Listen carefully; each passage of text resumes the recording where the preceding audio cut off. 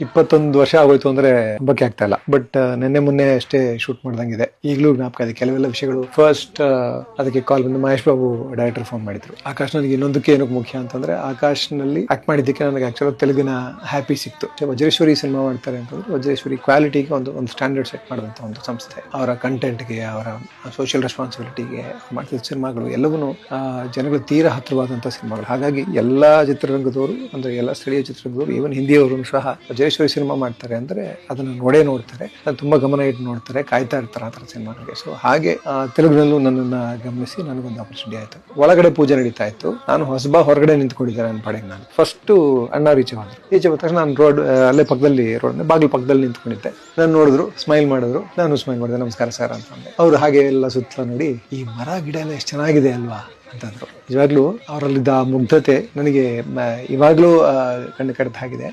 ಅಷ್ಟು ನಿಜವಾದ ಪ್ರಾಮಾಣಿಕತೆ, ನಿಜವಾದ ಮುಗ್ಧತೆ ಅವ್ರಲ್ಲಿತ್ತು. ಅದು ನಿಜವಾಗ್ಲೂ ಸಖತ್ ಮೆಮೊರೇಬಲ್ ಘಟನೆ. ಫಸ್ಟ್ ಟೈಮ್ ಅನ್ಸುತ್ತೆ ನಾನು ಅಣ್ಣವ್ರನ್ನ ಮಾತಾಡ್ಸಿದ್ದು.